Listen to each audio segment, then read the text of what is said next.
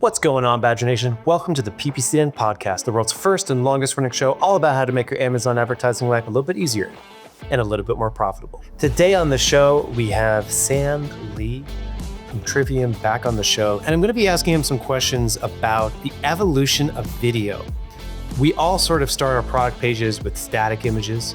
Then we add a video for our product pages that we generally repurpose for a sponsor brand video. He's gonna comment on how that video changes and evolves and who should be thinking about moving up that sort of discovery funnel onto online video, so like Amazon DSP, OLV, as well as streaming TV. So I think it's really interesting to hear how these videos can work and cannot work as we take them up the funnel. Let's jump in. Sam, welcome back to the PPC Den podcast. Great to have you again. Been a while. Thanks for having me. How has your Amazon life been for you the last maybe 12 months since I last talked to you? You know, it's always something new. I think the change is inevitable. So it's like a lot's been going on, but if you asked me at the same time last year, I would have also said a lot's been going on. So it's kind of standard. I think, yeah, it's not for the faint of heart. It is not. We move fast in this industry. This is why people like you and I exist. So That's not right. everyone has to deal with this stuff. That's right. What do you think it is about your personality that draws you to Amazon marketing? I get bored easily. I think that's part of it, probably. Like, I don't know. I mean, I think about jobs like, you know, I like numbers, but in finance and accounting and things like that. And their job seems a lot more difficult than mine. And I think the variety and the spontaneity of it speaks to me a little bit. So I don't mind it. Does getting bored easily, is that the reason why you have a Dave & Buster's surfboard? That's more the spontaneity thing. It was for reference. I did a human claw machine where they lower you into you're the claw, and I pulled it out. So keep it interesting. Speaking of keeping it interesting, I feel like so many e-commerce brands, they go about their business, they're doing their work, they're growing, finding ways to scale and optimize. And perhaps it's just the conversations that I end up having, primarily focused on PPC. But I feel like if I were to step outside of Amazon and I talk to my friends and people outside of Amazon that do a lot of like media on social media, video is like one of the biggest things that they talk about. And I feel like on Amazon, everyone sort of knows video is important, but I feel like this topic comes up periodically for me, and I think for listeners of this show, where it's like, what's a good video again? Or like, how do I structure this? And like, why is this, what kinds of videos are possible? And like, how do we get these made? And like, what are the components of this? And I guess like, before we get into any specifics, does it all matter? Like, does the quality of a video, the strategy behind it, what would you say like the impact of a really great video is compared to one that is underperforming? It's incredibly important. And I think that what you have to think about is like, where is this video showing and who's it being shown to? Because when you think about like video-based ads are as old as, any sort of digital ad really. And it used to be pretty straightforward in the sense of like, it's mass reach. You're putting out a commercial, for example. How are people going to remember me and remember my brand? There's still a lot of truths to that today. However, now because we have so much control over not only where the videos show, but who they show to, you have to be intentional with the type of content you're creating for that, right? Like there isn't a one size fits all solution nowadays. Like the gift and the curse of this granular type of targeting is that you also need to be intentional with the content based on who you're serving it to. And we have so much data, like especially referring to Amazon, we have so much data behind who we're serving an ad to, where we're serving it, all that stuff. And the people that are doing the best are the ones that are customizing the content to the audience, not just creating, we have a video, let's just use this, let's put it everywhere and see what works. I'd probably say 90% of what I hear is similar to that. We have a video, let's use it. Exactly. And it might work if it's a really good video. There are videos that have mass appeal and more power to you, but the more powerful videos, because of the targeting that we have and this capability, they're catered to the audience. And even beyond that, they're catered to the placement. Like when we think about a video that's showing on a sponsored brands ad that's triggered by a query versus a video that's showing online through Amazon DSP based on an audience, or beyond that, streaming TV. It's like different things are going to work for these different platforms and for these different people. Talk to me about like, most people in the world of e-commerce, most people in the world of Amazon and marketing everyone's wearing multiple hats, right? Like a PPC person might also be doing some SEO and also be doing some A/B testing and maybe some price optimization. When it comes to video creation, like who are the parties involved? Like I'm curious in your own day-to-day, like where do you come into this conversation? Like obviously there's a technical side of like who sees this video, how much are we spending on it, what's the performance of it, that's sort of like technical marketing perspective. And then there's a whole other world of marketers out there who show up to meetings generally in suits and ties with a vision board talking about the look feel of a brand. And like then you'll get like a video editor. Like who are these people involved? Like if I'm a brand thinking about leveling up my video game, who needs to be in the room, or at least what roles do we need to be thinking about in that room? Yeah, I mean, I would say that the conversations that I've had and the relationships that I've had with brands running video ads that have performed the best usually have somebody that's pretty dedicated to the creative component of things. And sometimes they'll already have, a war chest of video assets, and we just have to pull them out and decide what goes where. In other instances, it's about talking to the person that makes these creative decisions, explaining the capabilities we have, and then we tailor content to what we can do. But either way, there's usually somebody involved that is pretty focused on the creative side of things. And usually, they also have say into the social media creative. They have say into, creative. It doesn't necessarily have to be someone specific to Amazon, but it is a very specific skill set that's really useful for someone like me who does the targeting side of things, to have somebody who I can speak to. We understand what each other do, and then that usually works the best. Yeah, that's really interesting that you said that. And when that video or that creative person, and I agree with you, a lot of the successful brands that I talk to do have a dedicated avenue to have better creatives every single month. Someone's thinking about them, someone's generating them. I think you just mentioned it. You do, like the technical marketer, the person who's like running DSP or thinking of video ads, is interacting with that creative person. And I imagine together, you're able to give them information, they're able to give you information, and you're able to sort of engineer a really effective video times, video crossed with audience, crossed with product performance. Yeah, exactly. And what it's about is if that person exists at that company, it's just about making sure they understand really what I do and what the capabilities are, and that information they can run with, and they can tailor content to that. And again, like not everybody's going to be able to do that, but it's still good to understand if you're going to be creating video content. Like UGC works in some places, very like product demonstration videos work in other places, versus eye-catching, ridiculous videos work in others. So it's good to make sure the creatives team understands what the targeting capabilities are, so they're not just flying blind. Yeah, and I would say it's rare to find one person with all that knowledge, right? So you might understand the technical side of it, right? So because like even now, my experience with video on Amazon is predominantly sponsor brand video, maybe video for the product page itself. I've done very little streaming TV ads. You can now run ads on Roku. And then of course there's like DSP video ads that go outside of Amazon into the internet, OLV or online video. And all of those have different formats and styles and goals and performance metrics that you're looking at, I'm sure.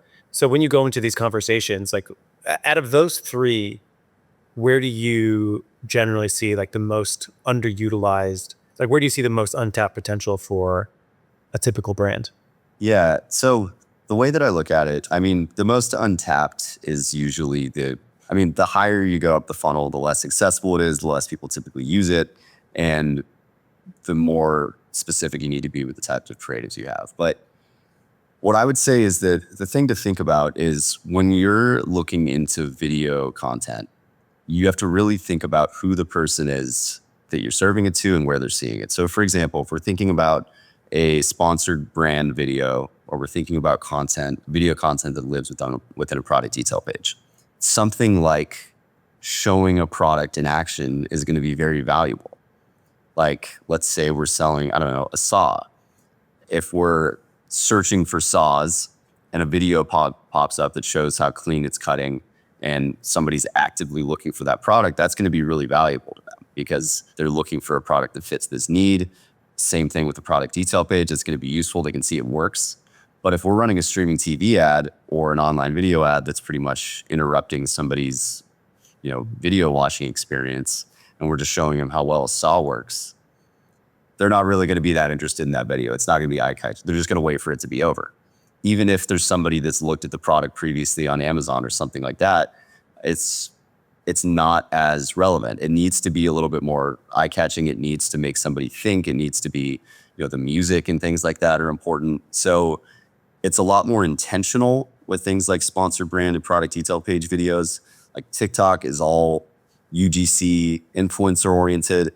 And then things like streaming TV and online video through DSP, they need to be a lot more just generally eye-catching and memorable. Right. So I guess in terms of, for a brand, obviously I think anyone selling on Amazon can benefit from sponsored brand videos on their product pages. At what point does the switch happen to where that more top of funnel video ad through something like DSP, where it's not just direct keyword searching. Now we're doing like demographic based targeting. We're going out into the internet and serving them video ads. Where do you generally see that switch point happen for brands? It's when they plateau, honestly, because this is what I say about generally launching DSP across the board. It's like you do this when you start to plateau, because everyone on Amazon that's looking to grow, there's a kink in the chain somewhere, right? It's either you have a ton of traffic and it's not converting, and that's one fix. It's the traffic that comes to your page usually buys. That's another fix. And there are different things that you do based on the situation you're facing, right? And in the early stages, or, for some people a long time, it's you want to scale PPC spend, scale intentional content creation, scale all of these things that are closer to the dollar, pretty much to the point where any incremental dollar is not going to get you revenue in return. You scale it until it tapers off and you're like, I could throw more money at this, but I'm not going to get any back. What do I do next? And for one, that's usually sometimes a little earlier than that, but usually that's when we roll in DSP, generally speaking, for some, mid-funnel stuff, cleaning up non-converting traffic, all that. But when brands have plateaued and they can't just pump more money into queries, they can't, because Amazon is ultimately, or at least especially Amazon PPC, is a demand capture platform. So you're capturing the demand for either your brand or the category, whatever it is. So at a certain point when that tailors off, or you've capitalized on it to the extent you think you can, now you have to generate demand. And that's where DSP comes in. And that's, one step beyond static displays. That's where things like video ads come in. So it's a great lever for brands to grow when they feel they've maxed out everything that they can do with their current structure. And it lifts all things together. So let's say someone is running sponsored brand video, and I've seen sponsored brand video like all over the map. I've seen sponsored brand video sometimes be the best campaign in an account, sometimes be the worst campaign in an account. And ever since you mentioned someone selling a saw, I've searched tree saw, and I've just been watching this video on loop of someone. Let's actually pull this up and let's actually talk about this video, because one thing I think is interesting to give people some perspective here is the evolution of creative, right? I think most people, when they first get started, they're thinking a lot of the static images, like their product images, their A+ content, as all that static stuff. And then of course we evolve to now let's get some video, right? And I would say the first step that a lot of people take is the table stakes step, which is the binary of do I have a video or not? Let me just start a video. I need something. Or the AI generated ones for sponsor brands to highlight your product, which can work, but it's for a good first step, right? You see that a lot on because Google Ads makes that really easy.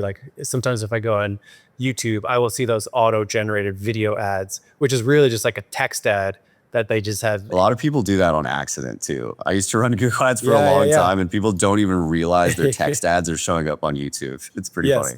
As an animated video. Yeah. Right. So of course, like, so then the Amazon seller evolves to, you know, either get like a AI generated video or like the video that we're seeing on screen right here. Yeah. This is an actual video. Like someone took Yeah. this saw into the Yeah. woods and is destroying their local forest, just chopping trees down. Just haphazardly. Yeah. Where's the permit to chop down these trees? Right. But so this is a video that I would say might be like a step or two beyond just, yeah. I have the still photo dragging it in, and you know that video might be beneficial in circumstances where like you have that animated still image of your product and your competitors don't, so you get a little bit more inventory. I would say those days are just, you know, slipping away from us, where like you need a little bit more production. Yeah. And any thoughts or reactions to like this stage of like the video creative game, if you do get involved with like the sponsored brands, like something like this is probably only suitable for this stage of the funnel. Someone's searching tree saw, and I wouldn't be able to necessarily like take this beyond somebody who I know is searching for tree saw. Exactly. So that's the thing. And when I look at it, there's sponsored brand videos triggered by a query. There's online videos, which are audience-based, and you can get creative with the way you do that. There's streaming TV, which is also audience-based. However, it's generally, you know, it's more expensive for CPMs. It's more top of funnel than OLV in my eyes. It's not clickable. Well, technically with a Fire TV, but nobody's buying things on their TV.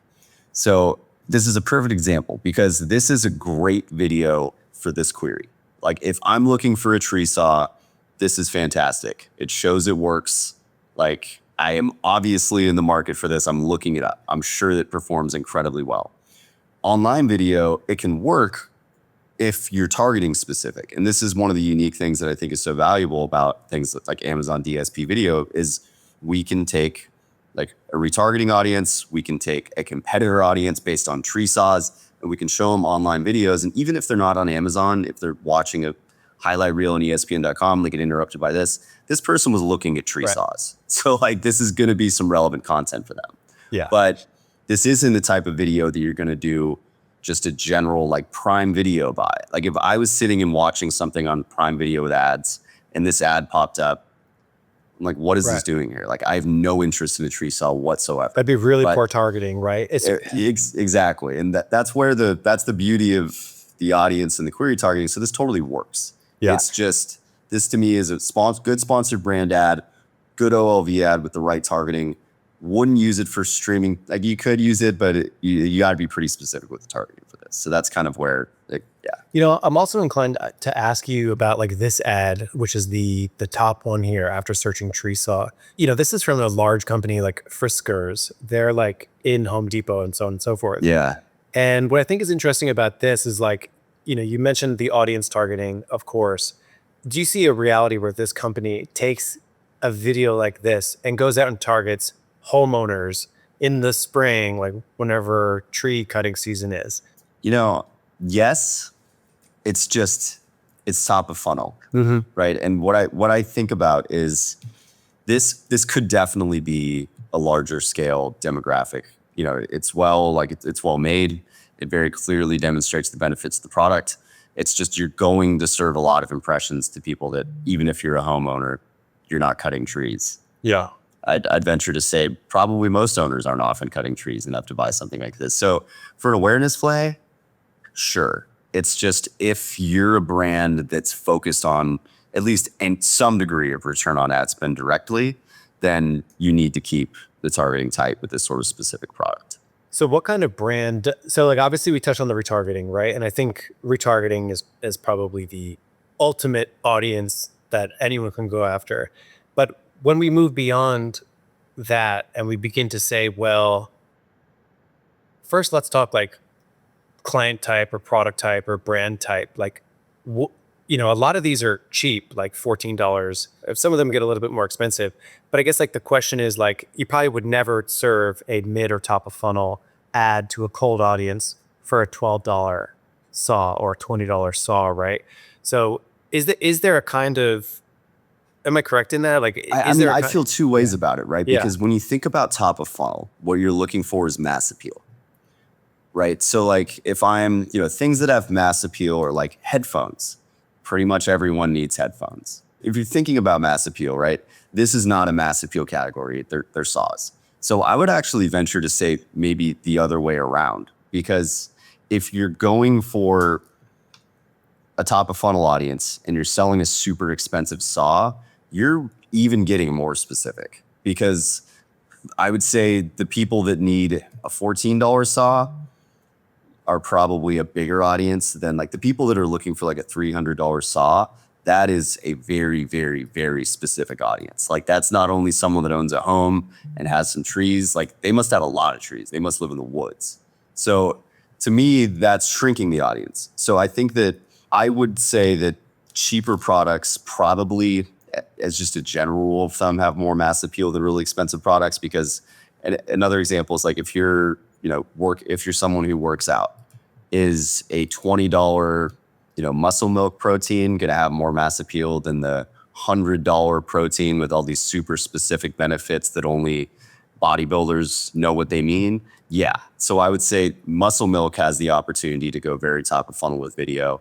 The $100 protein, they need to have a much more defined audience, because the higher your price, the smaller audience pool you're dealing with. So could you give any like examples from, that makes a lot of sense. So as you move up the funnel here, how does the video change? Like, could you give maybe an example of how that video got produced, for maybe some of your current clients, or how do they evolve their video game? I'll say that for when you're starting, like usually the roadmap is sponsored brand video comes first / products that you put on your videos you put on your PDP. And then next would be something like online video, because the CPMs are much cheaper. And then beyond that, it's streaming TV. And if you're tapping into things like TikTok, that's probably, it lands somewhere in there as well. And that's all CPG content. But the lower in the funnel you are, it's benefit and product specifications. Like this saw is this long, and it cuts through trees in this amount of time and whatever. And then the higher you get, it's more about you're selling the benefit of, you're selling the concept. When somebody's already looking at the category, when they've already searched a similar category, then you're saying, why is this saw better than other saws, right? But then if you're going to the top of the funnel, you're selling the saw category. Like maybe saws is the best example for this, but it's like you're selling the benefits of the category at the top of the funnel, because you are likely talking to people who hadn't been thinking about that product very much, versus sponsor brand. Somebody's already looking at the category. You're saying, why am I better than these other ones? What's the last category you ran a successful DSP video to cold audiences for? There's women's beauty, and then another one was a melatonin supplement. And with the women's beauty, we really just had to narrow it down to women. So it's still a top of funnel audience. We're not going to everyone, but we just need to cater to women, right? And, the video was done really well. It's glamorous, it's eye-catching, all that good stuff. And then for the melatonin one, that is pretty much something that it's tough to narrow down, like other than like people who are shopping other sleep supplements. It's tough to narrow down a demographic for something like melatonin, right? And that there's pros and cons to that. The pro being that anybody could be interested if you have a good enough creative. The con being that you don't have a super specific audience segment to narrow in on. So, and again, the broader your audience is, the more important that creative becomes. How did you structure that with the melatonin, for example? Like, do you go after like biohackers or people like that category, like health conscious people, general population? Do you run both and see how they perform? We did in-market segments for just general vitamins and supplements. Pretty easy. I think that, people that are looking to improve their health in any capacity might be looking to improve their sleep because they care about their health and sleep's important. So melatonin might be up their alley.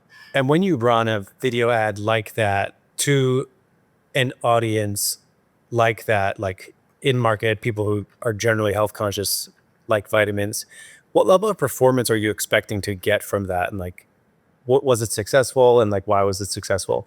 I would say the KPIs for any of these videos, A, determine on what the brand's looking for, but B, it's dependent on when we go for sponsored brand video to OLV to streaming TV, you look for different things. So sponsored brand video, while depending on your targeting, it can be a solid awareness campaign, like you're looking to drive sales.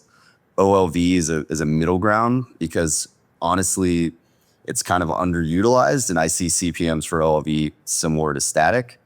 And we honestly look for direct sales attribution from OLV as well, because people can click on it and go right to Amazon. The bar might be a little bit lower, so we do consider, cost per detail page view, total video completions, things like that.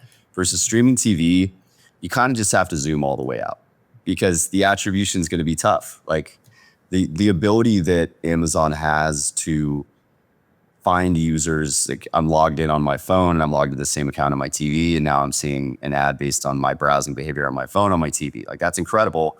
But from what I've seen, the attribution, it's just tricky. It truly is. So for like a streaming TV buy, we look at what are we paying per 1,000 impressions. We zoom out, and it's like I like to run limited tests with it. So it's like if we keep everything more or less the same and we do X amount of money into a streaming TV buy, did our sales, you give it a little bit of wiggle room afterwards for people to come in, but how did our traffic increase? How did our sales increase? So you have to zoom out in that way. And I've definitely turned down brands before who wanted to run streaming TV when they really wanted to focus on getting a high ROAS. I'm like, it's not going to be directly reflected in that way. So it is really more or less the last step in that, video to top of funnel placement strategy.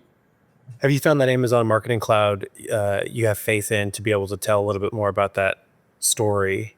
Yeah, I think it absolutely helps. I was mentioning this to you earlier. I think there is a little bit of an arms race with tech companies that integrate Amazon's AMC because they want to provide more data, make it more easily accessible. They want to factor in as many things as possible. AMC can be super beneficial. And I would honestly venture to say that if you're not utilizing AMC at all, unless you're really just you have a lot of money to put behind this, you're looking to increase sales, you don't care about specific numbers, I wouldn't roll out streaming TV before you at least have AMC access or you're using it. So it's a big help. But again, even then by itself isn't perfect because I'm sure it's in a smaller capacity, but you also have to think about like D2C website sales. And that's something that a lot of companies are racing to try to implement is like figure out that attribution between this person saw this streaming TV ad, and then they went on their computer right to your website and purchased it. And it's tricky to figure that out. It's always going to be imperfect, but that's why it's kind of like if the data isn't going to be totally perfect when you zoom in as far as you can, the next best thing is to zoom way out. And I did this thing, I put this money behind it. What happened to my sales over that time? And it's imperfect, but it can at least give you directionally, is this thing working for me or not? Right. That's where good, well-ran companies are thinking about like marketing's efficiency ratio. Like how much are we spending overall on our marketing and what is the ratio of that to our overall sales? And like think about when advertising was all billboards and commercials. Like Super Bowl, yeah. They weren't looking at, I mean, that is the beauty of digital marketing is all this data we have now. But that being said, these things are more akin to commercials, really. So sometimes the answer is, and maybe it'll become perfect someday, but sometimes the answer is to zoom out. And I encourage brands to look at that. Yeah, I always find conversations fascinating when I get a chance to talk to someone that works for like a Fortune 100 company and hear the way that they do marketing versus the way that a lot of digital marketers do marketing. Yeah. So I love the sort of the balance there. And I would say it's better with DSP than it is a Super Bowl ad. It's not like we're completely shooting in the dark. Like it's all sort of somewhat integrated. We have a lot of data for sure. It's just imperfect. Is there anything else you think that people should know about video? I almost want to call it like the evolution of video up the funnel. I think we've talked about, sponsor brand video structures, getting those videos made on this show quite a bit. But I think as people scale, they hit a plateau and they look for more opportunity to get their brand out there.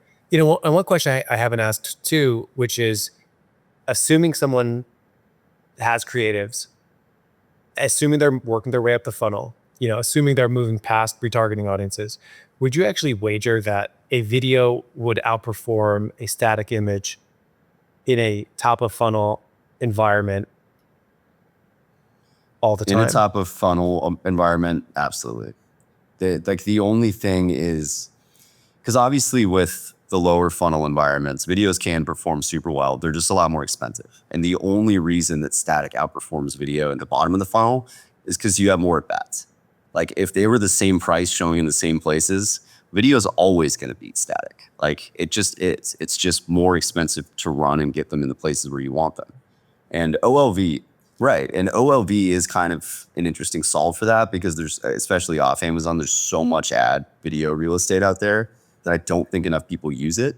But I would say absolutely that awareness video outperforms, like provided you have the right, it's just the variable of having the right creative versus static. It's, you know, do you have the right product? It's going to, do you have enough reviews if you're using RECs, whatever. But there's the variable, which is the gift and the curse of video if you're only as good as your asset. But 100% I'd say that. I mean, I don't know the last time that I was targeted by a random static ad for a product that unless I was browsing something super similar, a product that I had never heard of. I don't know the last time a static ad really persuaded me. They'll work for categorically similar products to what I look at, retargeting, like if I'm on it, like contextual targeting, if I'm on a page and there's a similar but better product, absolutely. But top of funnel, video over static all day. Well, Sam, thank you so much. I hope that people walk away with a little bit keener sense of video and video opportunity and scale and sort of the evolution as you take a video up to funnel. Final words about video, or where can people find you? Yeah, I think I've exhausted my video tank. I mean, in reality, there's probably a lot more we can cover with it, but I would just say do video intentionally. Understand that there are options beyond things that require a 50K, 100K investment. There are steps to it, right? So I think a misconception is that, all right, we've done PPC. For one, there's a misconception that we've done PPC, we need, 20, 30, 40K a month to test DSP. Not true. In the same way that they think if they want to run video ads, they need to invest 50K and do streaming TV. Also not true. Like you can run limited online video tests through the DSP pretty affordably to like prove out the concept. And I always encourage prove out the concept one step at a time before you do anything else. And what I mean by that is you're on Amazon, start with PPC, prove out the concept, build up, spend a little bit, then you do static DSP, prove out the concept, then you move into OLV, and then from there you move into streaming TV for at least, small to medium sized brands. For bigger brands, they kind of do whatever. But that's how I encourage people to look at it. And when you say small or medium, what's can you define that a little bit just for? I just look at budgeting. I mean, when I think about a brand who's spending, hundreds of thousands of dollars a month on the Amazon environment specifically, then they can afford to, pull 30K away to test video and test multiple things. If a brand is spending, let's say 100K or less in aggregate, it's just more of a decision to put 10, 20K behind something, right? So with any brand, I encourage them, like big or small, to do things one step at a time and go intentionally, but especially, as brands are scaling, just be intentional with it. And then, yeah, as far as finding me, LinkedIn, my name's Sam Lee. There are probably a lot of Sam Lees. There's probably only one or two of them out there. My first 5 companies I worked at had another Sam Lee. Yeah, they were all women actually, which is pretty funny. But yeah, you can still probably find me on LinkedIn, and then I'm vice president at Trivium Group, so you can find me there.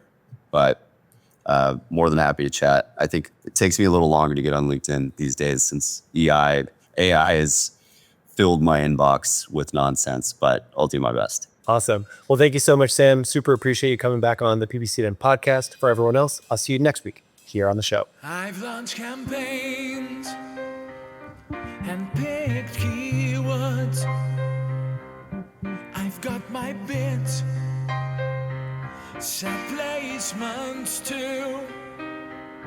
And bad mistakes.